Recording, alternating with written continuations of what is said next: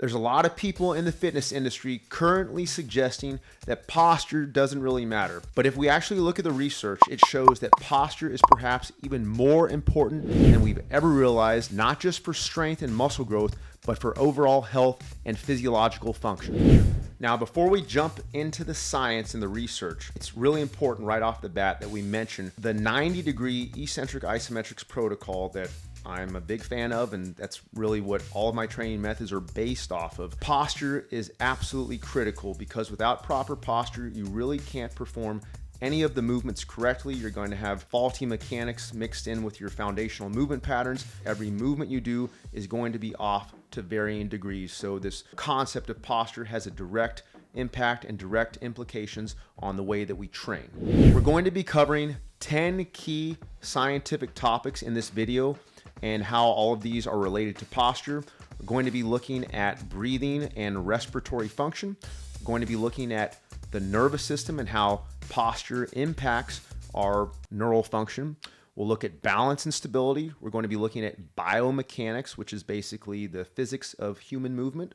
We'll be looking at changes to our structural muscle physiology, basically the actual muscles of our body, like the pectorals and the lats.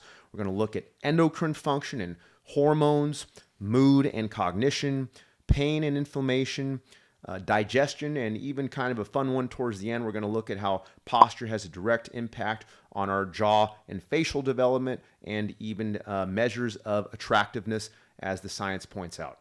So the first thing is that proper posture directly has an interplay with our jaw and our facial mechanics, so much so that if our posture is ideal, we're more likely to breathe through our nose. And if our posture is sloppy or we have stooped over posture or a lot of shoulder rounding and forward head tilt, we're more likely to breathe through our mouth. It's also referred to as mouth breathing. All of the research is very conclusive on this topic. It simply states that nasal breathing, which again is more a byproduct of good posture, nasal breathing is much more efficient and it's much more effective, not just for oxygen utilization, but for other things, including the release of nitric oxide through our parasinuses, and that has an impact on our overall blood flow, also impacts things like our autonomic nervous system function, which basically means that we're going to be less anxious, we're going to be able to stay more calm. So all of those things are greatly impacted by our posture and our spinal alignment. Point number 2, I want to discuss the neuromuscular implications that posture has on our body. If we look at how our central nervous system functions, we know that the spine is the signaling highway for our body and for our central nervous system. All those different transmission processes, they're very smooth and they happen pretty efficiently when we have good posture. When we don't have good posture, if we have sloppy posture, we're basically short-circuiting those signals because we don't have ideal alignment of the spine. Our ability to feel how our body is positioned in space, our positioning of our muscles, our joints, our limbs, it's compromised when we have faulty posture. And it's pretty crazy. If we look at the research, even just a few minutes of assuming faulty posture has a very large impact on our proprioception. We have decreased proprioception, so our sense of feel is dampened. We're not going to be as locked in. We're not going to be able to master our movements and fine-tune our body mechanics nearly to the same extent as if we had ideal or optimal proprioception. Point number 3, we're going to look at stability and balance and how posture impacts that. This is a pretty simple topic, especially when we start diving into the research. Essentially, what the research shows is that when we have misaligned or less than optimal posture or sloppy posture, our ability to control our body, our stability, our balance, it's compromised. We're not going to be able to control our balance. We're not going to have as good stability, and that means our chances or risk for falling is going to be increased. Our performance, whether it's on the football field or whether it's for sprinting or running or walking, whatever it may be, we're not going to have nearly the same control of our body during our movements. Point number 4, we're going to look at the biomechanical issues related to posture. And the most simple one is joint stacking or joint centration. These are fancy terms for joint alignment. When we look at biomechanics, it shows that if our posture is off, our entire joint stacking, if we look at something like the foot, the ankle, the knee, and the hip, it's compromised.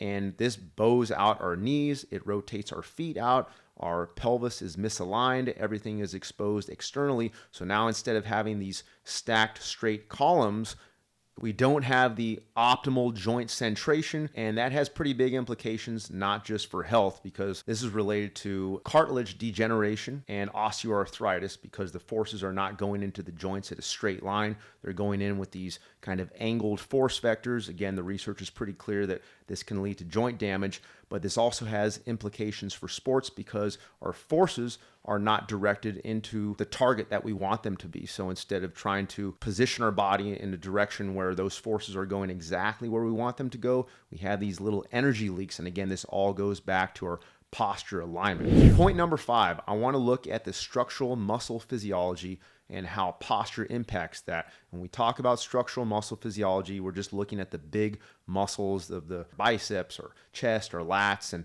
I want to explain how posture has a direct impact on these. If I have faulty posture mechanics or sloppy posture with my shoulders rounded over and my head is tilted forward, what ends up happening is I alter the natural length-tension relationship of the muscles of my body, both on the front and back sides. So in this particular example, the muscles of my anterior portions of my body, like the chest or even the abdominals, those muscle fibers are in these overly shortened states, and my posterior or upper back, my lats, they're going to be overly lengthened.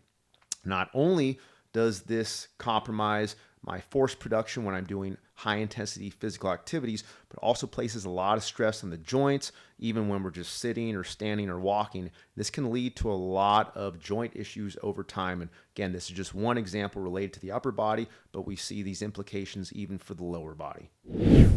Point number 6, I want to look at the implications that posture has on our hormones and on our endocrine function.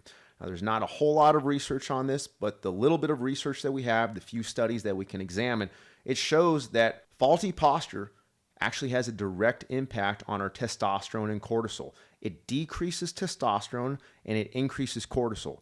In contrast to that, if we look at what happens with even just a few minutes of good posture or assuming ideal posture, it does the opposite. It actually increases testosterone, it decreases cortisol. And again, these studies just looked at individuals posing for a few minutes. So if we see that something like testosterone and cortisol can be impacted with just a few minutes of altering our posture, well, what are the implications if we have good or bad posture for 12 hours a day? If we're living in a state of bad postural mechanics and sloppy posture, hormone function, our endocrine function, and our overall biochemical reactions in our body, it's going to be compromised. Point number 7, we're going to talk about how posture can actually impact our overall mood as well as our cognition. So if you think about someone who you might see walking around and they have really good posture, their chest is tall, their head is tall, they're not stooped over, you're likely to assume that this person has pretty good confidence. The research shows that assuming good posture actually has a direct impact on enhancing our mood, also impacts our feelings of confidence and overall power. And this is pretty important because our mood and how we feel, that has a pretty big impact on our overall mental health and psychological health. But it goes beyond that. There's some research that shows that posture can actually impact our cognitive processing speed. And again, whether we're talking about work-related activity, being more effective at work, if we're talking about athletes on the field having a faster or quicker reactions to whether it's something on the football field or baseball, posture has an implication on that. It directly affects our ability to process these reactions and things that we see throughout our daily life. Point number 8, we're going to discuss how posture impacts our levels of pain and inflammation in the body. So everyone wants to try and get out of pain. Being in pain isn't fun, and we know from the research that poor posture can actually lead to some pretty debilitating pain. And there's various areas of research on this. We can actually see some research on low back pain and how poor posture can create or cause low back pain. Or some of the research on that is actually a little bit mixed. But if we look at other areas of science and research, particularly looking at cervical spine or basically our shoulders upward or even some of the T-spine areas of our body, headaches, neck pain, just tightness in the shoulders and traps and neck, it is directly impacted by our posture. People who have bad posture are more likely to have something called cervicogenic headaches, and that's not fun. It's very unpleasant, and there's a lot of other implications that posture has in terms of causing pain in the body.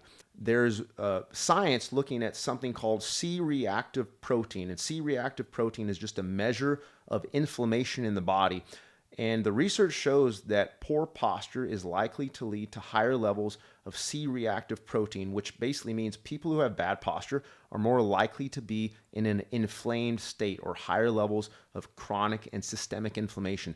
And this is huge because inflammation is linked to pretty much every known disease and sickness we know in today's current society. So if we have higher levels of inflammation, we're more likely to be sick, we're more likely to be unhealthy. And this directly goes back to posture. If we have good posture, we're less likely to experience those effects.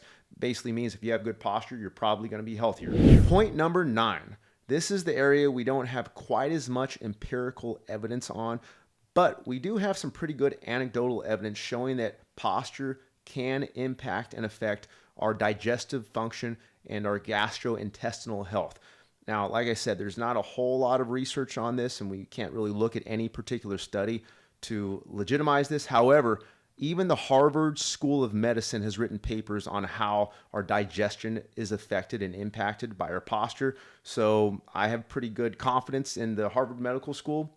And if they say that's true, it probably is. But I can tell you from working with clients and athletes, the athletes that have better posture tend to have better digestion. And oftentimes individuals who struggle with their posture, those are the same individuals who struggle with their digestion.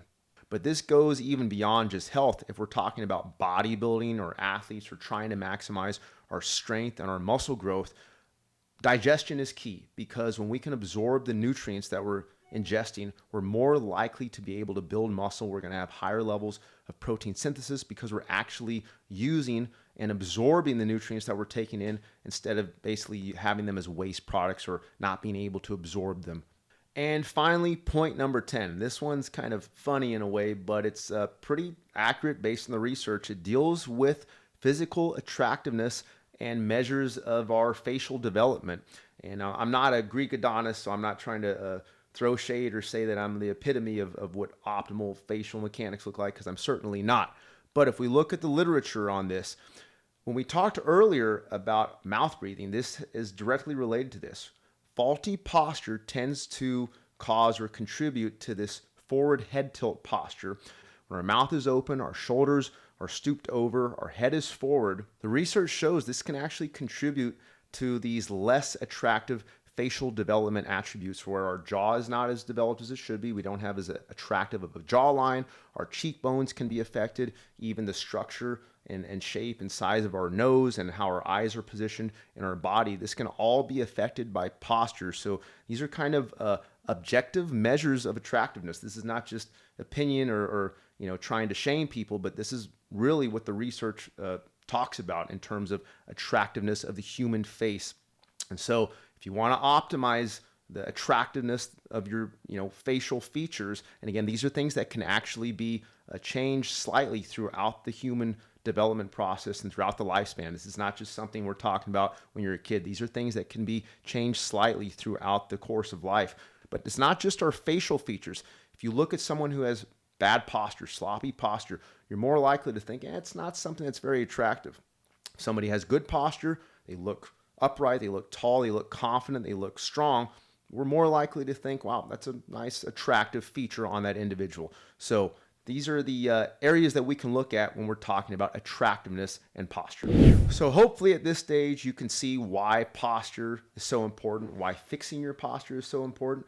If you fix your posture, you're improving everything from your health, from your overall physiological function, as well as your athletic performance, your strength, your ability to enhance muscle growth, digestion. And so I highly recommend trying to improve your posture using the 90-degree eccentric isometrics. It's one of the most effective things I've seen for improving posture. Now, with that said, I know I went over a lot of information of why posture is important. So you're probably wondering, well, what is good posture and what constitutes or defines good posture? The next video that we're going to have is going to be an actual postural tutorial going over the do's and don'ts of posture and what all that looks like in terms of practical applications. So stay tuned for that and stand tall.